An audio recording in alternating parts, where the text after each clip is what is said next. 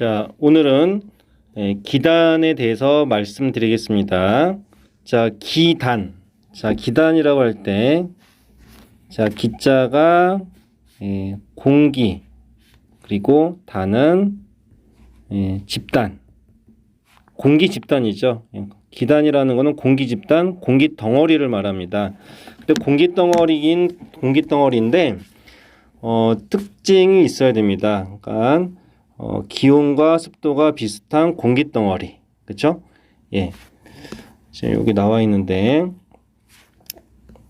자, 기단이라는 것은 넓은 지역, 그러니까 보통 이제 대륙이나 해양이 좀 넓은 지역이 되겠죠. 그 위에 형성된 기온과 습도가 비슷한 공기 덩어리를 우리가 기단이라고 합니다. 그래서 기온하고 습도에 따라서 이 성질을 나타나게 됩니다. 보통 이제 기온이라고 했을 때 표현할 수 있는 것이 뭐 한랭하다, 좀 약간 차갑다는 뜻이고요. 온난하다, 따뜻하다는 뜻이죠. 그거보다 좀 더 뜨거우면 더우면 고온하다 이렇게 표현합니다. 자, 그 다음에 이제 습도라고 하는데요. 습도라는 거는 이제 공기 속에 수증기가 얼마나 들어있느냐, 거기에 따라서 약간 수증기의 양이 적으면 건조하다, 그리고 또는 수증기가 상당히 많기 때문에 축축하다. 그래서 우리가 이제 다습하다고 얘기합니다. 그래서 기온이라고 했을 때, 자, 이 기온이라고 했을 때 어디가 한랭할 것 같아요? 그렇죠? 그러니까 지금 한 우리나라를 기준으로 할 때 고위도 쪽에 있을 때, 고위도로 간 위쪽이죠. 위쪽에 있는 요 위치에서는 다 한랭하다 이렇게 춥다고 표현합니다. 그리고 저위도 쪽이죠. 아래쪽, 저위도 쪽으로 갈수록 좀 따뜻하다. 그리고 굉장히 뭐 뜨겁겠죠. 무더위를 일으키는 기단은 고온이라고 표현합니다. 이렇게 되고요.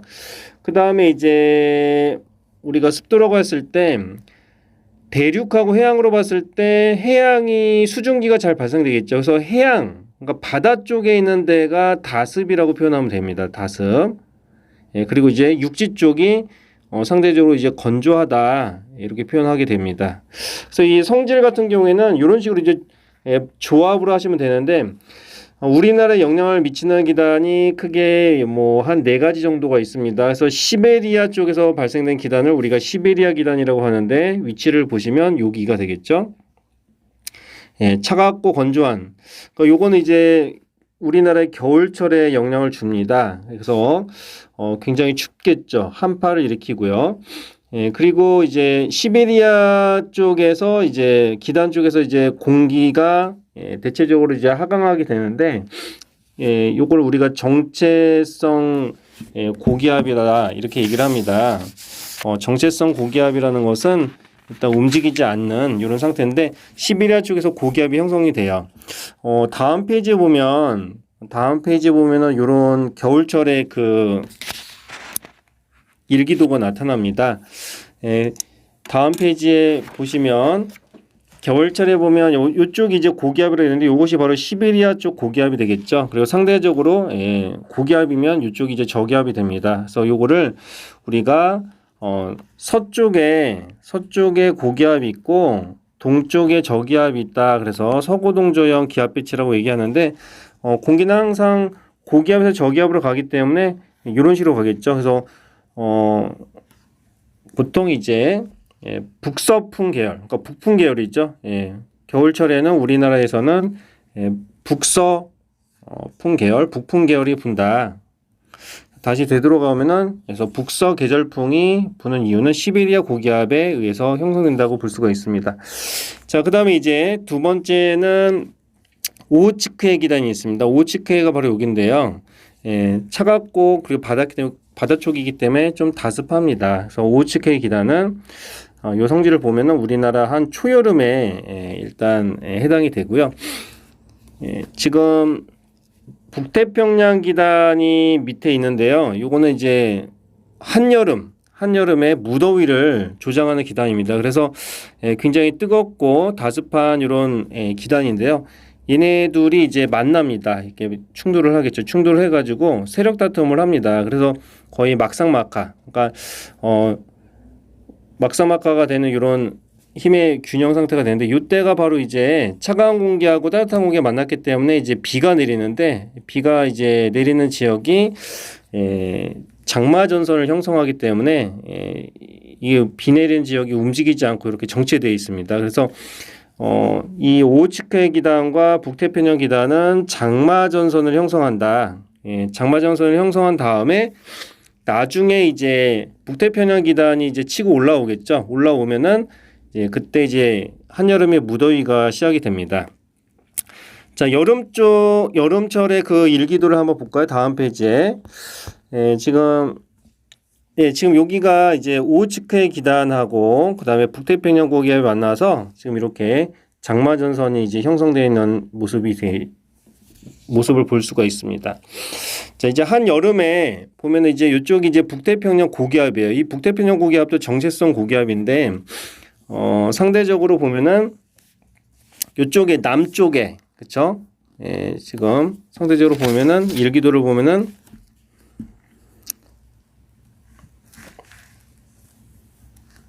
지금 남쪽에 고기압 그쵸? 남쪽에 고기압이 있고 그 다음에 이제 북쪽의 저기압이죠. 남고 북저형이라고 얘기를 합니다. 남고 북저형. 자, 그러면 지금 상대적으로 이제 고기압과 저기압이 있다면 이렇게 바람이 불겠죠. 그래서 여기가 남동 계절풍, 그러니까 남풍 계열이 이제 여름에는 이제 붑니다. 그래서 겨울하고 그 다음에 여름에는 약간 기압 배치가 약간 좀 다르죠. 자, 그래서 이제 북태평양 기단을 영향받는 여름철에는 남동 계절풍이 우세하게 불고요. 남풍 계열이죠. 자, 그 다음에 이 오호츠크의 기단에서 이제 높새바람이라는 게 있습니다. 이 높새바람 여러분 별표 쳐놓으시고요. 높새바람은 어떻게 된 거냐면 지금 우리나라를 여기가 이제 이렇게 단면도로 딱 끊어 보면 여기를 단면도로 끌어 보면은 태백산맥이 있겠죠. 그러니까 동쪽은 높고 여기가 동쪽은 높고 그 다음에 서쪽은 이렇게 조금 낮은 평지가 발달되어 있습니다. 근데 지금 이 오호츠크의 기단이 이제 이렇게 막 확장되다 보면 이 태백산맥을 이제 넘어가요. 그러니까 지금 오호츠크의 기단이 이렇게 확장이 되면 얘가 이제 이렇게 산을 넘어갑니다. 넘어가는데 요걸 우리가 이제 영서 요 영자라는 우리 선생님이 해령할 때 영자 했죠? 산맥 영자. 산맥이란 뜻이에요. 그러니까 지금 이 태백산맥의 동쪽을 우리가 영동이라고 하고 태백산맥의 서쪽을 영서지방이라고 하는데 오호츠크의 기단이 확장돼서 얘가 영동에서 영서로 넘어가면은 우리가 지구과학 2에 가면은 단열 변화를 배웁니다. 그래서 건조 단열 변열과 수변 단열 변화가 있는데 G1에서는 거기까지는 안 하니까 일단 이 산을 이렇게 넘어간 공기는 성질이 어떻게 바뀌냐면은 고온 건조해집니다. 그래서 그러니까 여러분이 헤어드라이기 아시죠? 헤어드라이기 머리 감고 헤어드라이기로 이렇게 머리 말리잖아요. 그러니까 헤어드라이기는 뜨겁고요. 그리고 머리가 말려진 건 건조해져요. 그래서 헤어드라이기에 그 바람이 분다고 생각하면 돼요. 그러면 영서지방에는 이제 가뭄이 들겠죠. 농작물의 피해가 큽니다. 농작물의 피해가 큰 이런 현상이 나타나는데 지금 영동에서 영서로 산을 타고 넘어온 요 바람을 우리가 높새바람이다라고 합니다. 요 바람을 우리가 높새바람이라는데 이 고온 건조해지는 요 현상을 우리가 팬 현상이다라고 얘기합니다. 그러니까 고온 건조해지는 현상을 우리가 팬 현상이라고 하고 영동에서 영서로 넘어가는 이 바람을 높새바람이라고 한다. 자, 그다음에 이제 양쯔강 기단은 바로 여기 있습니다. 양쯔강 기단은 시베리아 기단이 약간 변질해서 이렇게 고기압이 형성되는데요. 이걸 우리가 이동성 고기압이다 합니다. 그래서 양쯔강 기단 따뜻하고 건조한 상태인데 보통 이제 봄 가을철에 이동성 고기압의 영향을 받아서 형성이 됩니다. 그리고 요거는 이제 황사 봄철에는 황사가 좀 많이 나타나는데 황사를 나타내는 이런 계절 그리고 날씨 변화가 좀 심해요. 봄 가을철에는 왜 그러냐면 이동성 고기압 때문에 그렇습니다. 요거는 다음 페이지에 아마 다다음 페이지 나올 겁니다. 그래서 지금 기단에 대한 성질을 이렇게 한번 설명해 봤는데요. 기단의 그 종류 그리고 성질 그리고 날씨의 특징을 보시면 되겠습니다. 그리고 여기 빠졌지만 우리나라의 그 적도기단이라는 게 있어요. 적도기단. 근데 여러분 적도기단은 적도에서 만들어진 기단이겠죠. 근데 태풍이 올 때, 태풍이 올라올 때, 그러니까 지금 적도 부근에서 태풍이 만들어지는데 적도 부근이라고 했어요. 적도에서는 태풍이 만들어지지는 않습니다. 적도에서는 전향력이 없기 때문에 태풍이 형성되기가 좀 힘들고요. 적도에서 약간 위쪽으로 떨어진 부분에서 태풍이 형성이 되고 그 태풍이 이렇게 태풍 표시가 이렇게 됩니다. 태풍 표시 이렇게 하는데 이렇게 올라올 때 태풍과 함께 적도에 있는 기단이 이렇게 올라올 수가 있어요. 적도 기단이 여름철에 올라오는데 적도도 특징이 고온 다습입니다. 바다겠죠. 열대 바다에서 태풍이 만들어지기 때문에 다습하고 굉장히 뜨거운 이런 적도 기단이 이제 태풍기 때 올라오게 됩니다.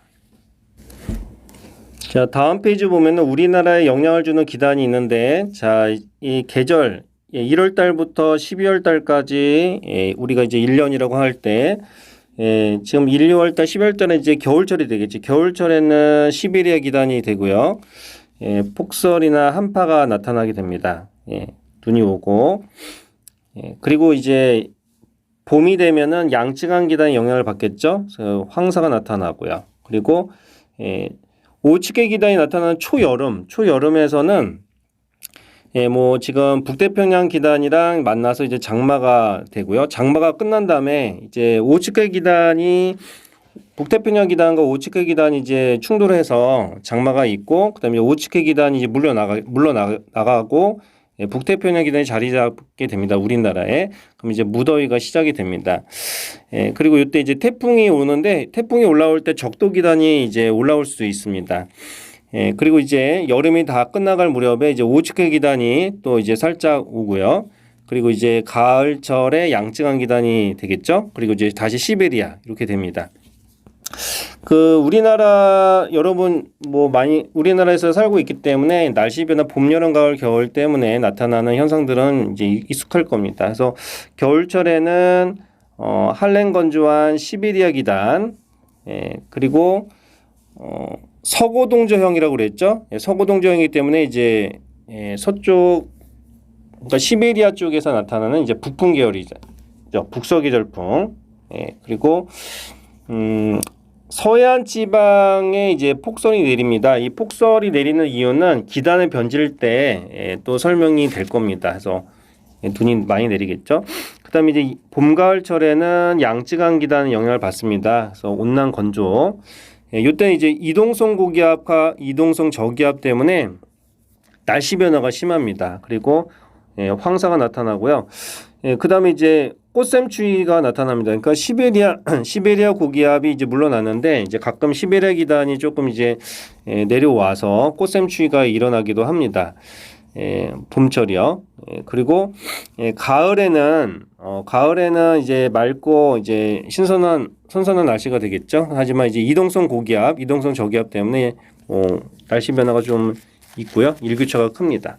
그리고 초여름 같은 경우에는 역시 오츠케 기단, 그렇죠? 오츠케 기단과 북태평양 기단이 지금 여기 북쪽에 찬기단이 있는데 오츠케 기단이죠. 장마전선을 형성이 됩니다. 그리고 장마가 이제 끝나면 여름철에 북태평양 기단이 자리를 잡게 돼서 무덥고 습한 날씨가 되겠죠. 남고북정이라고 그랬죠. 그래서 남풍 계열입니다.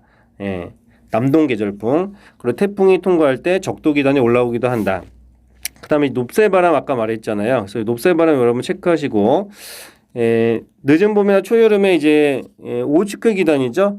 이 태백산맥을 이제 넘어온 이 오츠케 기단이 이제 확장을 해서 지금 영동 지방 동해로부터 지금 영서로 이제 넘어오는 바람을 우리가 이제 높새 바람이라고 하고 고온 건조한 현상이 되는 걸 우리가 팬이라고 했습니다. 이걸 팬 현상이라고 했다.